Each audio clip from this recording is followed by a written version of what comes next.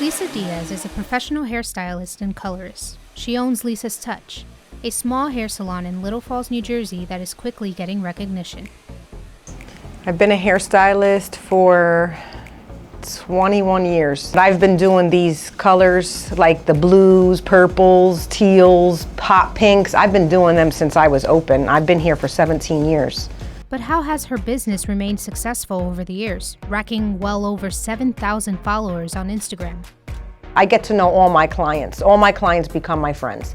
And for the ones that sit in my chair for the first time and I don't know them, I have to get to know them pretty much in a matter of 5 to 10 minutes before I put their, color on. Before I do colors, I try to give everyone a consultation where I sit with them for a half hour. That gives me a little bit more time to get to know them, and then I can choose, is this person gonna be a fantasy color? Is this person going to, want bangs? Is this person gonna want something daring or just subtle or a little bit of hint of color? The more you know them, the easier it is to, suggest or say this will be right for you. Not everyone can rock a mint green short mohawk, but some people will, and they'll do it great.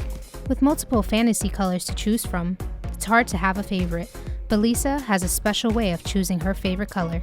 And I usually do pick my favorite color of the day, and they're always different. Some are blonde, some are redheads, some are those wild colors, some are just a regular chocolate brown. It all depends on the person and what they're wearing and how they rock the style.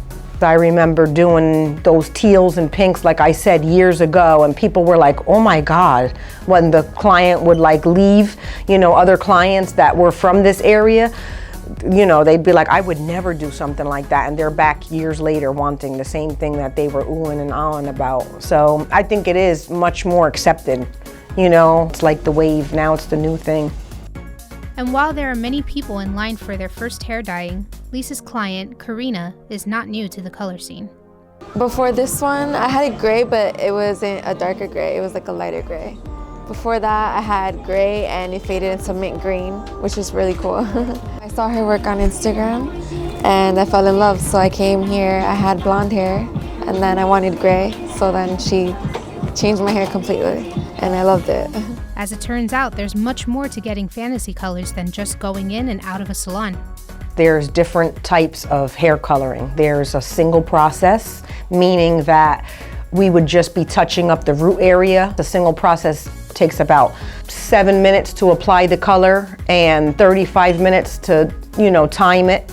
If you're doing a double process, that's stripping out the hair with bleach on the root and then putting a toner on throughout the ends. That takes about the same time as a single process.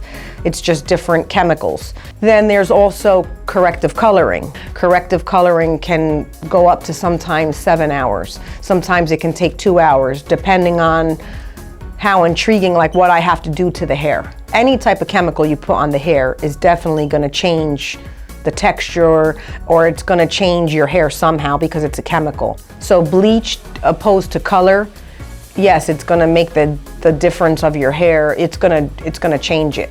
So when you see those girls with those type of colors that aren't natural, someone that wouldn't ever be born with those type of colors, they always have to be bleached first. So the integrity of the hair will not be ruined if you go to a stylist that knows what they're doing and has the experience. So if you're ever gonna, I would say to anyone that's gonna have their hair bleached out, go to a colorist. Don't just go to any salon. Go to someone that, has taken several classes and knows exactly what to do with bleach. There's different steps that you could do after you use bleach to make sure that the hair is in great condition. I mean, my hair is bleached out on the ends and you can see from the root it's not, and where it's lighter it is, and my curl pattern's still the same. So there are things that you can do, to replenish the hair and make the curl snap back. That's one of the things that I mastered in. So what if you want to dye your own hair at home?